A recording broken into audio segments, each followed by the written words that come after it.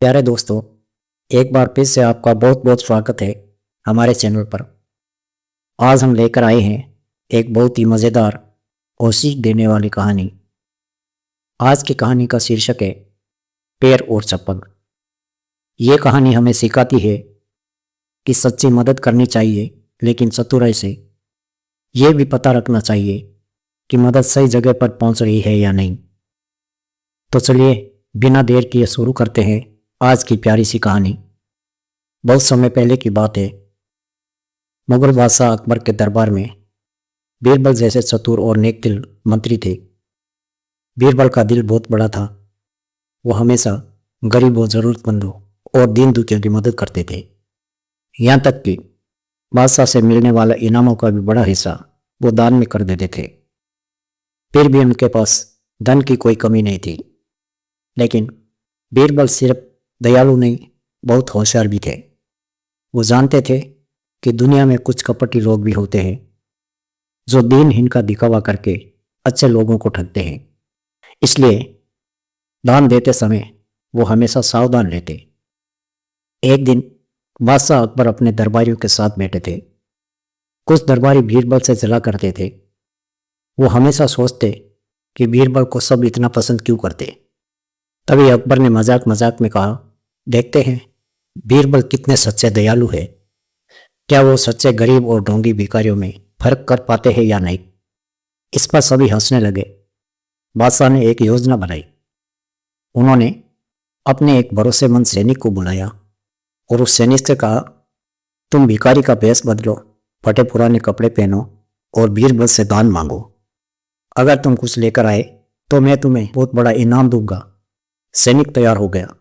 अगले दिन जब बीरबल मंदिर से पूजा पाठ करके लौट रहे थे, तभी वो भेष बदला सैनिक उनके सामने आया। उसने दयनीय आवाज में कहा, हुजूर दीवान, मैं बहुत गरीब हूं। मेरे घर में 8 छोटे बच्चे हैं। हम सब 8 दिनों से भूखे हैं। भगवान कहते हैं कि भूखों को खाना खिलाना पुण्य का काम है। कृपया मुझे दान दीजिए ताकि मैं अपने बच्चों का पेट भर सकूं। बीरबल ने उसे ऊपर से नीचे तक देखा। उनकी नजरें तेज थी। वो मन ही मन मुस्कुराए, क्योंकि एक नज़र में वो समझ गए यह आदमी असली भिखारी नहीं है। लेकिन उन्होंने कुछ नहीं कहा, बस चुपचाप आगे चल पड़े। वो सैनिक भी उम्मीद से बीरबल के पीछे पीछे चलने लगा। रास्ते में एक छोटी नदी आई। पानी ठंडा और साफ था।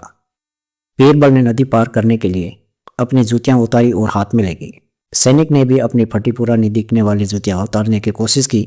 नदी पार करते समय पानी से उसके पैर धुल गए। अब बीरबल ने गौर किया, वो पैर कितने साफ, मुलायम और गोरे थे, जैसे किसी अमीर घर के आदमी के पैर हो जो कभी कड़ी मेहनत ना करता हो। नदी पार करके कंकड़ीला रास्ता आया। बीरबल ने 2-4 कदम चले और फिर अपनी जूतियां पहन ली। लेकिन वो सैनिक वो नंगे पैर आगे नहीं बढ़ पाया। उसके मुलायम पैरों में कंकड़ चुभने लगे। वो दर्द से परेशान हो गया और पीछे से पुकारा, दीवान जी, आपने एक गरीब की पुकार नहीं सुनी। मेरी कुछ मदद क्यों नहीं करते।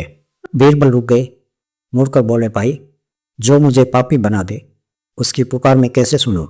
सैनिक चौंका, क्या मतलब, मदद करके आप पापी कैसे बन जाओगे।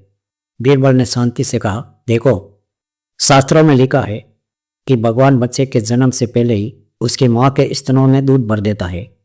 हर जीव के लिए भोजन की व्यवस्था करता है। कहा जाता है कि भगवान किसी को भूखा उठाता है, सुलाता नहीं। फिर तुम कैसे कह सकते हो कि तुम और तुम्हारे बच्चे 8 दिन से भूखे हैं। इसका मतलब भगवान तुमसे नाराज है और तुम्हें सजा दे रहे हैं। अगर मैं तुम्हारी मदद करूं तो भगवान मुझसे भी नाराज हो जाएंगे। मैं ईश्वर के खिलाफ नहीं जा सकता। सॉरी भाई, मैं तुम्हें कुछ भी नहीं दे सकता। यह काम तो सिर्फ पापी ही कर सकता है। यह सुनकर सैनिक चुप हो गया। उसे कुछ समझ में नहीं आया और वो निराश होकर लौट गया। जाकर बादशाह को सारी बात बताई। अकबर समझ गए कि बीरबल ने उनकी चाल पकड़ ली। अगले दिन दरबार में अकबर ने बीरबल से पूछा, बीरबल, तुम्हारे दान पुण्य की बड़ी चर्चा है, लेकिन कल तुमने एक भूखे गरीब को खाली हाथ लौटा दिया, क्यों। बीरबल मुस्कुराए बोले, जहाँपना, वो भूखा गरीब नहीं, एक ढोंगी था, और मैं ये भी जानता हूँ वो आपकी साजिश का हिस्सा था। मेरी परीक्षा लेने आया था। अकबर हैरान होकर बोले, वाह बीरबल, तुम्हें कैसे पता लगा? बीरबल ने बताया, उसके पैरों और चप्पलों से। उसने भेष तो बहुत अच्छा बदला, फटे कपड़े देंगे चेहरा, यहाँ तक कि चप्पलें भी कीमती और मजबूत थी। मैंने सोचा शायद चप्पलें किसी ने दान में दे दी हो, लेकिन उसके पैर, वो पैर तो कोमल मुलायम और साफ सुथरे थे। नदी के पानी से धुलने पर वो और चमकने लगे। ऐसे पैर किसी गरीब के नहीं हो सकते, जो रोज नंगे पैर कंकड़ों पर चलता हो। कंकड़ीले रास्ते पर वो 2 कदम भी नहीं चल सका। इससे साफ पता चल गया कि वो असली दरिद्र नहीं, बल्कि अच्छे घर का आदमी है। यह सुनकर बादशाह अकबर जोर से हंस पड़े। बोले, सचमुच बीरबल, तुम्हारी बुद्धि अतुलनीय है। तुम्हें धोखा देना नामुमकिन है। वो मेरा खास सैनिक था। फिर बहुत खुश होकर बीरबल की पीठ थपथपाई। दरबार के बाकी लोग जो साजिश में शामिल थे, शर्म से पानी पानी हो गए। उनके चेहरे का रंग लाल हो गया। तो दोस्तों, इस कहानी से हमें क्या सीख मिलती है? दान करना बहुत अच्छी बात है, सावधानी भी जरूरी है। कपटी लोगों से बचकर रहे और सच्चे जरूरतमंदों की मदद करें। बीरबल की तरह चतुर और दयालु बने। कैसी लगी आपको ये कहानी? अगर पसंद आई तो लाइक जरूर करें। कर्मों का फल। जी हाँ दोस्तों, आज की कहानी का शीर्षक यही है। एक बार की बात है, दिल्ली के लाल किले के बगीचे में शहंशाह अकबर और उनके सबसे चतुर दरबारी बीरबल दोनों साथ साथ टहल रहे थे। सूरज ढल रहा था, हल्की हल्की हवा चल रही थी, फूलों की महक चारों तरफ फैली हुई थी। अकबर का मूड अच्छा था, लेकिन अचानक उनके दिमाग में एक गहरा सवाल कौंध रहा था। वो रुक गए, बीरबल की तरफ मुड़े और गंभीर स्वर में बोले, बीरबल, ये दुनिया कितनी अजीब है ना। एक तरफ तो लोग महलों में सोने चांदी से खेलते हैं, उनके पास खजाने भरे पड़े हैं। दूसरी तरफ लाखों लोग 2 जून की रोटी के लिए तरसते हैं। उनके घर में चूल्हा तक नहीं चलता। खुदा तो सबका मालिक है, सब उसी की संतान है। वो तो सबको एक समान देखता है। एक पिता अपनी औलाद में भेदभाव क्यों करेगा? फिर भगवान क्यों किसी को इतना अमीर बनाता है और क्यों किसी को इतना गरीब? क्या ये न्याय है? अकबर की आंखों में सच्ची उदासी थी। वो इंतजार करने लगे कि बीरबल क्या जवाब देते हैं। बीरबल ने पहले तो चुपचाप सिर झुकाकर सोचा, फिर मुस्कुराते हुए बोले, जहाँपना, आपका सवाल बहुत गहरा है, लेकिन जवाब भी आसान है। बस थोड़ा सोचने की जरूरत है। चलिए पहले एक छोटा सा सवाल मैं आपसे पूछता हूँ। अकबर उत्सुक हो गए। बोले, पूछो बीरबल, क्या पूछना चाहते हो? बीरबल ने कहा, हुजूर, आप इस मुल्क के बादशाह हैं। आपकी प्रजा के लिए आप पिता तुल्य है। आपकी सल्तनत में हजारों लाखों लोग हैं, सिपाही, किसान, कारीगर, व्यापारी, मजदूर। आप उन्हें तनख्वाह देते हैं, इनाम देते हैं। क्या आप सबको एक बराबर तनख्वाह देते हैं? अकबर हंस पड़े। नहीं बीरबल, ऐसा कैसे हो सकता है?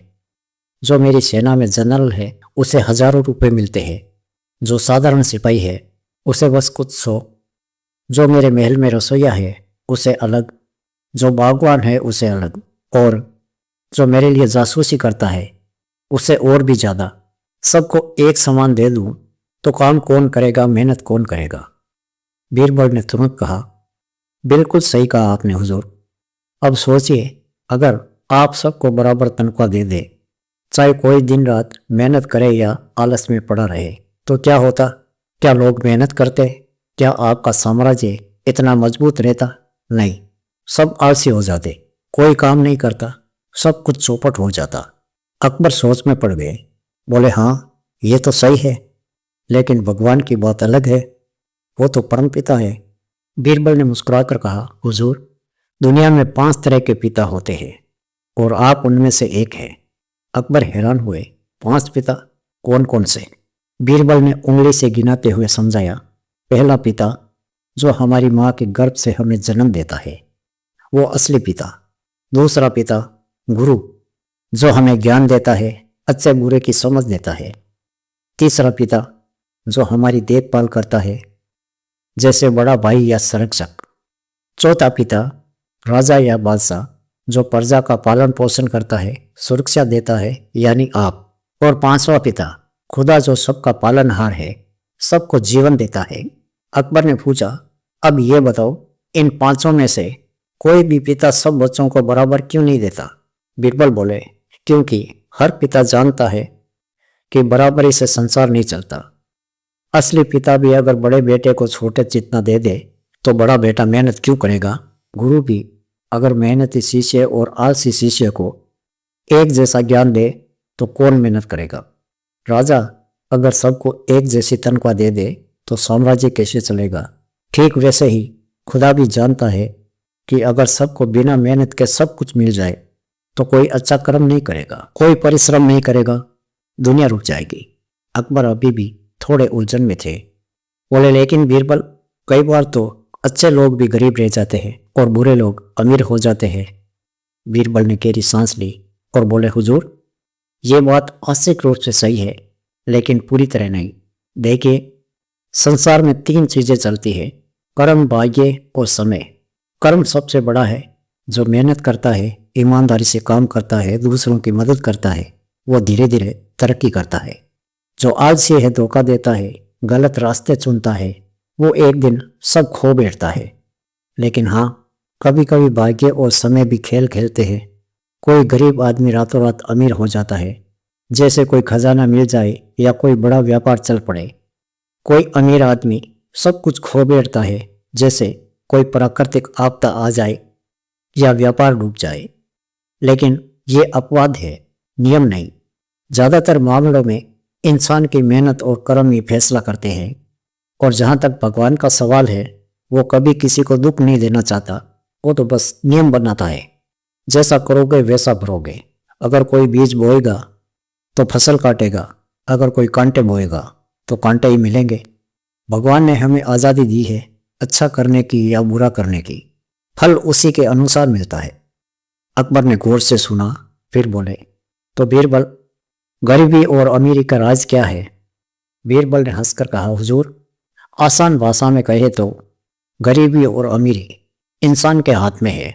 मेहनत, ईमानदारी, समझदारी और अच्छे कर्म से अमीर बना जा सकता है। आलस, बेईमानी, जलन और गलत रास्ते से गरीब। भगवान ने सबको बराबर मौका दिया है। दिमाग, ताकत, समय। अब इस्तेमाल किस तरह से करते हैं ये हम पर है। और हाँ, कभी कभी गरीब आदमी अमीर से ज़्यादा खुश होता है, क्योंकि उसके पास चिंता कम होती है। अमीर के पास धन है लेकिन नींद नहीं, गरीब के पास नींद है लेकिन रोटी नहीं। असली अमीरी तो मन की शांति में है। अकबर बहुत खुश हुए। बोले, बीरबल, आज तुमने मेरे मन का बोझ हल्का कर दिया। सच में संसार ऐसा ही चलता है, कर्म के बिना कुछ नहीं मिलता। फिर दोनों हंसते हंसते महल की ओर चल पड़े। रास्ते में बीरबल ने मजाक में कहा, हुजूर, अगर आप मुझे सबके बराबर तनख्वाह दे दे तो मैं भी आलस करूंगा और सो जाऊंगा। अकबर जोर से हंसे, नहीं बीरबल, तुम्हें तो सबसे ज्यादा देना पड़ेगा, वरना तुम्हारी बुद्धि कहाँ से आएगी? और इस तरह उस शाम की सैर एक नई सीख के साथ खत्म हुई। हाँ तो दोस्तों, ये थी आज की कहानी। मुझे उम्मीद है आपको ये कहानी पसंद आई होगी। दोस्तों, अगर कहानी पसंद आई हो तो इस वीडियो को लाइक करके एक प्यारा सा कमेंट करें। चैनल पर नए हैं तो चैनल को सब्सक्राइब करें और बेल आइकन को ऑल पर सेट कर दें, ताकि हमारा आने वाला वीडियो आपको समय पर मिल सके। मिलते हैं अगले वीडियो में।